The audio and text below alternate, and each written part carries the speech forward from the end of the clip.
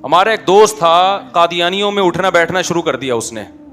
میں نے یہ واقعہ پہلے بھی بیان کیا ہے, لیکن اب اس موضوع کی مناسبت سے یہ اور مناسب واقعہ رہے گا انشاءاللہ. میں 9th کلاس میں تھا یا 8th کلاس میں تھا اس وقت, تو وہ بیٹھنا شروع کر دیا قادیانیوں میں. وہ تھا بے روزگار لڑکا, تو قادیانیوں نے اس کو آفر دینا شروع کر دی. یہ لوگ ویزے کی آفر دیتے ہیں, لڑکیوں کی آفریں بھی دیتے ہیں, اچھا رشتہ کرا دیں گے تمہارا. اب ایک بے روزگار آدمی, اس کو اچھی اچھی آفریں ملنا شروع ہو گئیں, تو وہ تو کھسکے گا نا. تو بحث کرتا ہم سے آ کے مرزا کے بارے میں. ہم اس کو سمجھاتے, بھائی یہ جہنم کی آگ ہے, خدا کے بندے ایمان کیوں بیچ رہے اپنا, کیوں جہنم کی آگ میں چھلانگ لگا رہا ہے. لیکن نہیں ہے, جب پیسہ انسان کو اور عورت کی لالچ یہ چیزیں لگتی ہیں تو کھوپڑی کام نہیں کرتی ہے. اور زیادہ تر سوسائٹی میں جو ریجیکٹڈ لوگ ہوتے ہیں نا, جن کو نہ جاب مل رہی ہے نہ اچھا رشتہ مل رہا ہے, تو پھر وہ اس طرح کی تحریکوں کی بھینٹ چڑھ جاتے ہیں. ہوا یہ کہ نازم آباد میں کوئی قادیانی کا گھر تھا, بڑا بنگلہ, بڑا کروڑپتی سیٹ تھا کوئی, بڑا ہینڈسم. اس نے مجھے پوری ڈیٹیل بتائی اس کی. اس نے اس کو کہیں شاید اپنی بیٹی کے چکر میں ڈال دیا کہ اپنی بیٹی سے شادی کروں گا, یا کہیں اور کسی اور لڑکی سے, واللہ عالم, کیونکہ واقعہ بہت پرانا ہے. مجھے واقعے کے جو اہم پہلو ہیں وہ تو یاد رہ گئے ہیں, اب پوری ڈیٹیل مجھے یاد نہیں ہے. کسی خوبصورت لڑکی کی لالچ دی ہوئی تھی اور لندن کے ویزے کی. ہم سمجھا کے تھک گئے. ہمارے گھر کے باہر نا ایک سڑک تھی, وہاں ایک نیا پروجیکٹ بن رہا تھا, تو خالی جگہ تھی. تو میں رات کو لے جا کے اس کو وہاں بٹھاتا, آدھا گھنٹہ سمجھاتا, لیکن اس کی کھوپڑی میں بات نہیں آئی. اس نے شاعری بھی شروع کر دی تھی مرزا قادیانی کی تعریف میں. تو ایک دن کیا ہوا, یہ میرے پاس آیا اور مجھے کہا کہ گیٹ بجایا کہ مجھے آپ سے ضروری ملنا ہے.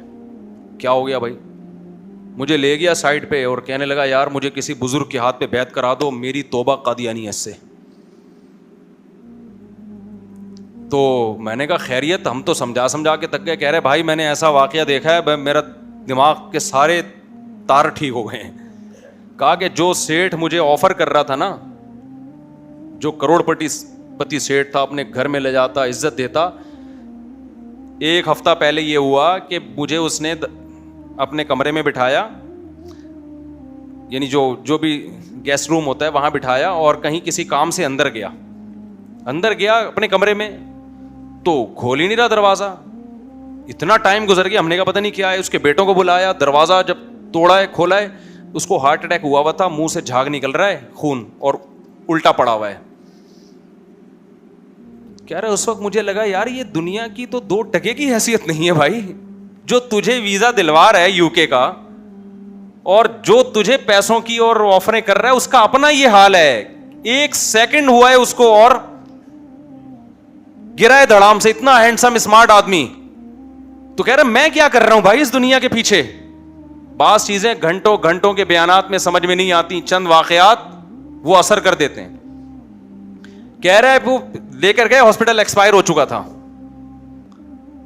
اور یہ جو زیادہ مالدار لوگ ہوتے ہیں, سب کی بات نہیں کر رہا بھائی, ان میں پیسے کی ہوس اتنی ہوتی ہے کہ ماں باپ کی محبت اور غم بھی زیادہ نہیں ہوتا. کہہ رہے ہیں اس کے بیٹوں کو اتنا غم نہیں ہو رہا باپ کی ڈیتھ کا, مجھے غم زیادہ ہو رہا ہے. میں یہ منظر بھی دیکھ رہا ہوں کہ یار ان کے یہاں تو محبتیں ہی نہیں. ہمارے باپ کا کہہ رہے ایسے انتقال ہو جائے, ہم تو 6 مہینے ٹینشن سے روتے پاگل ہو جائیں. انہیں کچھ ہو ہی نہیں رہا, ان کا ابا مر گیا, تھوڑا بہت ہلکا پھلکا ہوا, باقی کہہ رہے ہیں کوئی نارمل جائیدادیں مل رہی ہیں نا. اب میں نہیں کہہ رہا سارے مالدار ایسے ہوتے ہیں, لیکن یہ بیماری غریبوں کی نسبت مالداروں میں زیادہ ہے. دولت کی ریل پیل اتنی دیکھی ہوتی ہے کہ آپس کے جو ریلیشن ہیں ان کی ویلیو 2 ٹکے کی نہیں رہتی. جب ایک آدمی اپنے باپ کو ماں کے مرنے کے بعد بھی شادی نہیں کرنے دے رہا, کروڑ پتی باپ کو, کہ 12.5% ماں کے سوتیلی ماں کے پاس چلا جائے گا, تو پھر آپ اس کی ہوس اور مینٹل لیول کا اندازہ لگا سکتے. میں نے ایسے کیسز دیکھے ہیں, بلڈنگوں کا مالک ہے باپ, کروڑ پتی ارب پتی, بیٹے بھی کروڑ پتی ہیں, ماں مر گئی ہے, باپ کو شادی نہیں کرنے دے رہے بیٹے. باپ مجھے بتا رہا ہے کیوں نہیں کرنے دے رہے, کہ یار 8واں حصہ بیوہ کے پاس چلا جائے گا, وہ 8واں بھی ہمیں ملنا چاہیے. اس چکر میں باپ کا بیڑا غرق کر رہے ہیں. یہ آپ کو غریبوں میں نظر بولو نہیں آئے گا. تو اتنا ہوس یار, پیسہ کماؤ میرے بھائی, لیکن بچوں کی تربیت تو کرو یار. ان کے دل میں پیسوں کی آپ نے کیوں محبت ڈال دی ہے؟ ہر وقت باپ جب بیٹوں کے سامنے بزنس پیسہ کی بات کرے گا تو بچہ سمجھے گا ابا بعد میں ہے, بزنس پہلے ہے. اس کو اللہ رسول سکھاؤ میرے بھائی. مالدار پر زیادہ ضروری ہے کہ بچے کی تربیت کرے وہ, کیونکہ اس کے بگڑنے کا امکان زیادہ ہے. تو خیر کہتا ہے جب میں نے یہ منظر دیکھا پھر ہم گئے قبرستان میں دفنانے, تو کہہ رہے مجھے ایسا لگتا ہے یہ قبر میں نہیں ڈال رہے, یہ آگ میں ڈال رہے ہیں اس کو, مجھے ایسا محسوس ہو رہا ہے اور میں چیخ رہا ہوں کہ یہ تم کر کیا رہے ہو. تو کہنے لگا مفتی صاحب میرا دماغ کیا ہو گیا ہے. مفتی صاحب تو نہیں کہتا تھا اس وقت مجھے, جو بھی طارق بھائی ہے جو بھی کہتا تھا, کہہ رہے میری سیٹنگ کیا ہو گئی ہے, سیٹ ہو گئی ہے. اللہ نے مجھے عبرت دکھا دی بھائی یہ دنیا 2 ٹکے کی نہیں ہے. خیر میں نے اس کو لے کے کسی بزرگ کے ہاتھ پہ بیعت کروا دی. ہم لوگ کیا چونکہ بزرگ ہوتے ہیں, بعض لوگ کہتے ہیں بزرگ ہوتے ہی نہیں ہیں, سارے بابے غلط بزرگ غلط, تو وہ بیچارے کچھ بھی نہیں کرتے نا پھر ایسے لوگوں کے. ہم لوگ کے یہاں الحمدللہ 2 نمبر بھی ہوتے ہیں بزرگ, لیکن 1 نمبر بھی ہول سیل کے حساب سے الحمدللہ پائے جاتے ہیں. تو ہم لوگ تو پھر بزرگوں کے, میں بھی بیعت ہوا ہے کسی بزرگ کے ہاتھ پہ جو آج میں ٹوٹی پھوٹی دین کی خدمت کر رہا ہوں. تو یہ بزرگ سسٹم ختم نہیں ہوا ہے, قیامت تک ختم نہیں ہوگا. یہ ختم ہو گیا تو اللہ دنیا کو ختم کر دے گا. بعض لوگ ایسا بزرگوں کے خلاف بولتے ہیں, ایسا لگتا ہے بزرگ مارکیٹ میں رہا ہی نہیں ہے کوئی. یہ غلط ہے. سمجھتے ہو کہ نہیں سمجھتے ہو؟ جیسے انگریز جو ہے نا, ابھی چھوڑے یار, انگریز بہت بولے گا یار تو ہر بیان میں ہماری واٹ لگاتا ہے یار. ابا کی بات کر رہا تھا انگریز, کہ انگریزوں کے یہاں ابا نہیں ہوتے, ہم لوگ کے یہاں کیا ہوتا ہے؟ ہم لوگ کے یہاں تو ہوتے ہیں بھائی. ہم لوگ تو فادر ڈے تھوڑی منائیں گے, کیونکہ ہمارے یہاں آپ ارب پتی, بیٹے بھی کروڑ پتی ہیں. ماں مر گئی ہے, باپ کو شادی نہیں کرنے دے رہے بیٹے.